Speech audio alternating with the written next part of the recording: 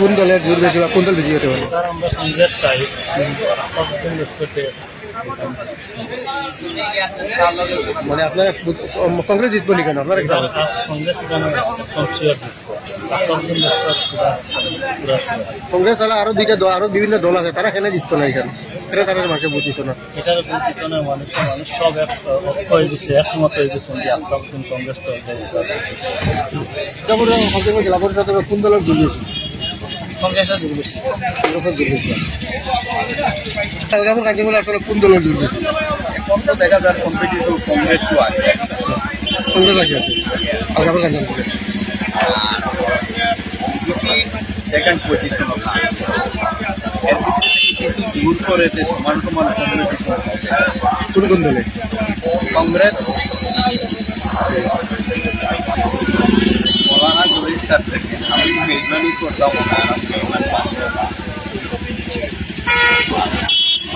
কোন প্রার্থী বা কোন দলের জোর বেশি?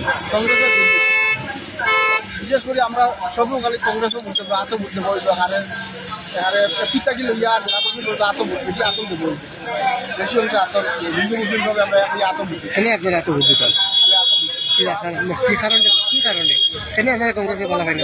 পরিস্থিতির বিবেচনা করে দেখা গেছে আজ ছাড়া আর কোনো গতি নাই। এই দলের লগে বর্তমান বিজেপির লগে ফাইট করতে হইলে একমাত্র কংগ্রেসে আগ বাড়িয়ে দেবা, আর ছাড়া কোনো গতি নাই। ওই হিসাবে মানুষের মত করে নিয়েছেন আত্মবুদ্ধি। এখন আমি কংগ্রেসের একজন প্রবীণ কর্মী, আমার বিগত থেকে কংগ্রেস করে আসছি। আমার কাছে কোনো প্রার্থী বড় নয়, আমার কাছে দল বড়। দলে যাকে নমিনেশন দিয়েছে আমি তার সমর্থনে কাজ করব, দলের হয়ে কাজ করব।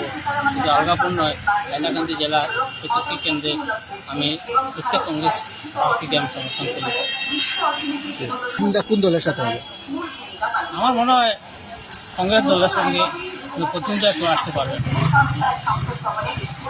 হাইলাকান্দি জেলা পরিষদ কংগ্রেস দলই গঠন করবে। এখন সংখ্যার দিকে মানে দেখলে আমরা দেখি সর্বভারতে প্রায় 36% মানুষ বিজেপি সমর্থন করে এবং বাকি অংশ বিভিন্ন দলের কংগ্রেস বা অন্যান্য দলের সমর্থনে আছেন। গতিকে আমরা দেখি মানে বিজেপি 36% সমর্থন নিয়ে আছে। গতিকে মানুষ তার একটি কারণ যে প্রত্যেক সাম্প্রদায়িক নয়। এর উদাহরণ যে বর্তমানে যে মানে ওয়াক অফ বিল নিয়ে যেটা আলোড়ন সৃষ্টি হয়েছিল দুই সংসদ রাজ্যসভা লোকসভায়, আমরা দেখছি যে সমস্ত কংগ্রেসের মাত্র 35 জন এমপি ছিলেন, বাকি সবই বিভিন্ন দলের, এরা মাইনরিটি মানুষ নয়, এরা অন্য দলের হিন্দু ধর্মাবলম্বী মানুষ। তাই বলে আমি মনে করি যে ভারতের প্রত্যেক মানুষই শান্তি চায় এবং শান্তিতে বসবাস করতে চায়। জেলা পরিষদ ভোটটা কি এই অবস্থা? আমরা হাইলাকান্দি ডিস্ট্রিক্টও কংগ্রেসের প্রার্থী টিকিট নেওয়ার যেভাবে গ্যাদারিং হয়েছে আজকে বোধহয় আজ 20 বছরের মধ্যে ইলা মানুষ টিকিট প্রত্যাশী হিসাবে আইয়া অংশগ্রহণ করে, যার ফলে যার 5 জনের টিকিট চাইছে একজনে দিতে হয়েছে, যার ফলে 60 জন পাইছে না পরিচিত হয়েছে। আশা তো করা যায় 8টা সিটের মধ্যে এখানে 7টার নিচে তো আইতেও না।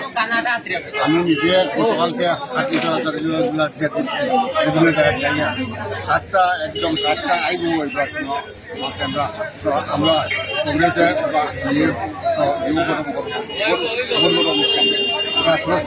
আপনারা হাইলাকান্দি জেলায় আপনাদের মূল প্রতিদ্বন্দ্বিতা কার সাথে হবে, কোন দলের সাথে হবে? হাইলাকান্দি আমরা তো প্রতিদ্বন্দ্বিতা ম্যাক্সিমাম বিজেপি লোক যা সত্য কথা এটার বিষয়ে লাভ নাই। কিন্তু বিজেপির আমার হিন্দু মানুষের মতামত আমরা অনেকটা পাইছি। তারা এবার বিজেপি যারা ভোট দিয়েছে আগে, এবার তারা বিজেপি ছাড়িয়ে অনেক হিন্দু ভোট আপনারা কতটুকু আনতে সক্ষম হবে? বিভিন্ন জায়গায় হিন্দু অধ্যুষিত এলাকা দেখা গেছে আপনাদের প্রার্থী পর্যন্ত আপনারা প্রক্ষেপ করতে পারেন না, কিন্তু হাইলাকান্দিতে আপনাদের কতটুকু হিন্দু ভোট আপনাদের অনুকূলে আনতে আপনারা সক্ষম আমরা হবে? এখানে মিনিমাম 30% হিন্দু ভোট আসবে, হিন্দু ভোট মিনিমাম আসবে, এটা কোনো সুন্দর হবে। স্যার কি মতামত আপনার এবারে নির্বাচন নিয়ে কংগ্রেসের অবস্থা?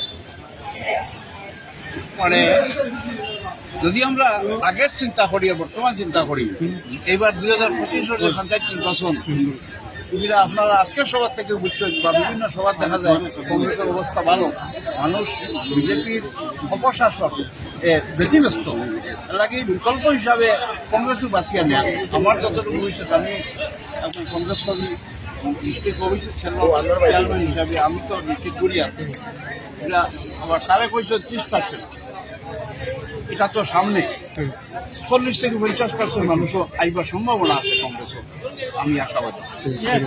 হাইলাকান্দিতে কংগ্রেসের পজিশন কোথায় হইবে? হাইলাকান্দিতে কংগ্রেসের পজিশন ভালো হবে, কারণ আপনারা নিশ্চয় দেখেছেন যে হাইলাকান্দি কংগ্রেস দলে কীভাবে টিকিটের জন্য লড়াই করেছেন, যে সমস্ত হাইলাকান্দিতে বিজেপি বলতে কোনো সংগঠন নাই বলা দেখা গিয়েছে যে এই নির্বাচনের টিকিটে, সেটা আপনাদের কাছে প্রমাণ। আমরা কি বলবো, আপনারা নিশ্চয়ই দেখছেন এবং রেজাল্ট বাহির হোক আপনারা পাবেন। আপনাদের গ্রামেগঞ্জে অনেক বিক্ষুব্ধ কংগ্রেসীরা রয়েছে যারা নির্দল হিসাবে প্রতিদ্বন্দ্বিতা করছেন আপনাদের বিরুদ্ধে।